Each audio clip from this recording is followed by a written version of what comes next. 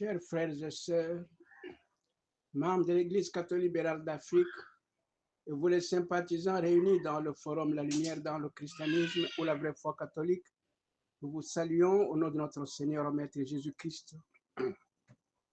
Chers frères et sœurs, je suis son éminence, Monseigneur Zimbaluzolo Mouchipai, évêque président de l'Église catholique libérale d'Afrique.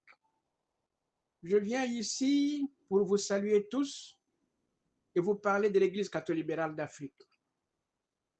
L'année 2025 est une grande année pour l'Église catholique libérale d'Afrique parce que en cette année, l'Église catholique libérale d'Afrique a au moins intronisé ou sacré 6 évêques à travers toute l'Égypte antique, ce que nous appelons aujourd'hui dans la connaissance, dans l'amour de Dieu et de son Fils Christ notre Seigneur, que la bénédiction du Dieu Tout-Puissant, le Père, sont au service de l'Église Fils catholique libérale d'Afrique et le Saint-Esprit soient demain toujours avec vous. Chers frères et sœurs, permettez-moi de vous dire ceci. L'Église catholique libérale d'Afrique a reçu sa succession apostolique de l'Église catholique libérale occidentale. L'Église catholique libérale occidentale a reçu sa succession apostolique de l'Église vieille catholique. L'Église vieille catholique a reçu sa succession apostolique de l'Église catholique romaine. L'Église catholique romaine et l'Église catholique orthodoxe grecque ont reçu leur succession apostolique de l'Église de l'Égypte antique. L'Égypte antique, chers frères et sœurs, c'est ça qu'on appelle aujourd'hui l'Afrique. Si nous avons bien compris d'où est venue cette lumière qui est en train d'allumer toutes ces bougies, ça vient de l'Égypte antique, l'Afrique. Malheureusement, les religions qui sont venues de l'Occident et les églises qui sont venues de l'Occident n'ont pas voulu faire connaître à l'humanité que le christianisme qui est venu du ciel a commencé en Égypte antique, l'actuelle Afrique. Ces églises et ces religions ont enseigné le mensonge. C'est ainsi que le monde entier est dans le mensonge. Le monde entier est en train de croire au christianisme que nous appelons, nous, dans l'Église catholique libérale d'Afrique, l'occidentalisme. L'occidentalisme n'est pas le christianisme. L'occidentalisme est une religion à part qui a aussi mis au monde le catholique, ce qu'on appelle catholique, par exemple, catholique romaine et les autres catholiques. Ce sont des religions, parce que l'Église catholique romaine est une religion à part. Alors, nous ici, nous sommes en train de vous dire ceci pour corriger les erreurs, parce que la religion chrétienne est venue du ciel, c'est pour aider l'humanité tout entière à se mettre sur la voie de Christ. C'est-à-dire, nous tous, Dieu ne nous a pas créés pour que nous soyons toujours inférieurs, mais pour que nous devenions tous des Christ. Malheureusement, à partir de la fin du IIe siècle, les églises de l'Occident, qui sont devenues des leaders du christianisme, ont abandonné le vrai christianisme.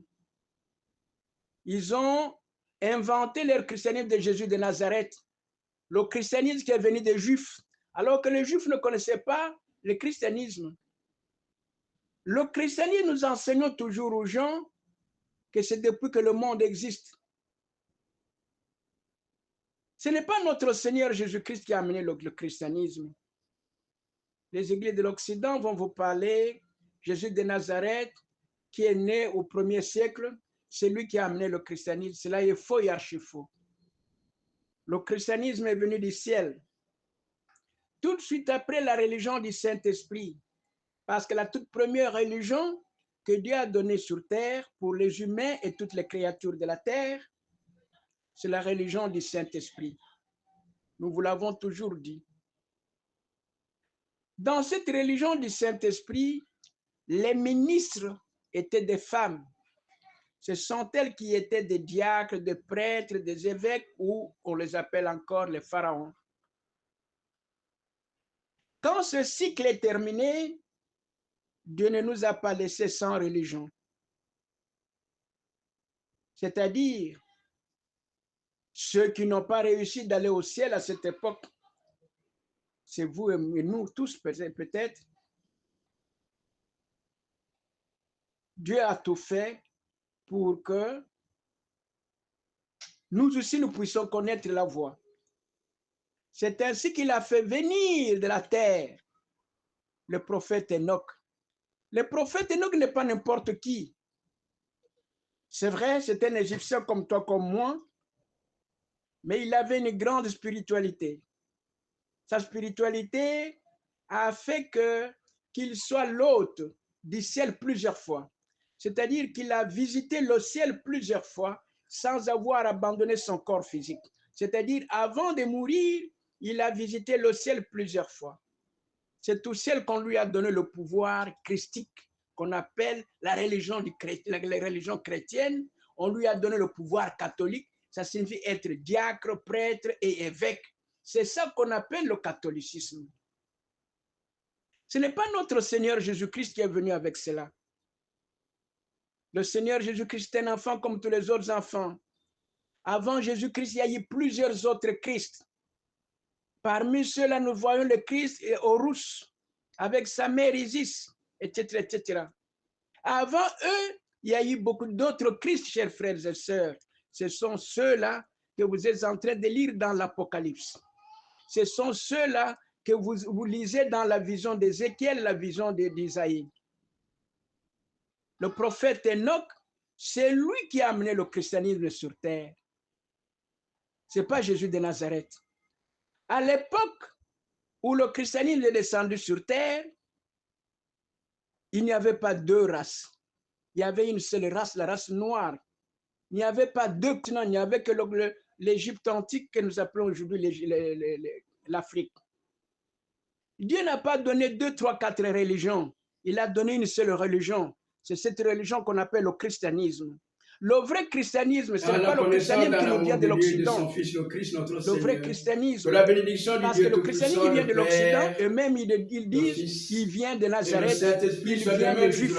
Or, le vrai christianisme existe depuis toujours. Je vous ai toujours dit dans les enseignements que nous vous donnons, vous-même vous pouvez faire des recherches, vous pouvez aller lire.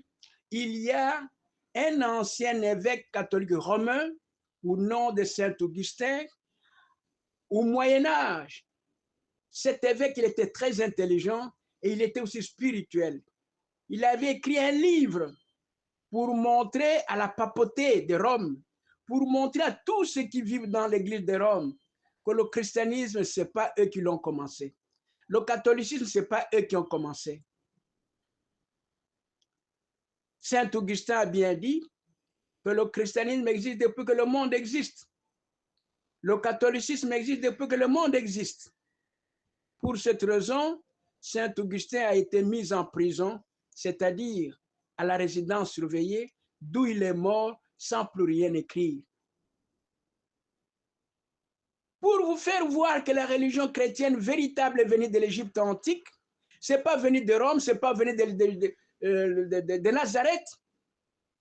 Un autre évêque catholique romain, toujours à l'époque du Moyen-Âge, au nom de Saint Vincent de Lérins, il a écrit la même chose.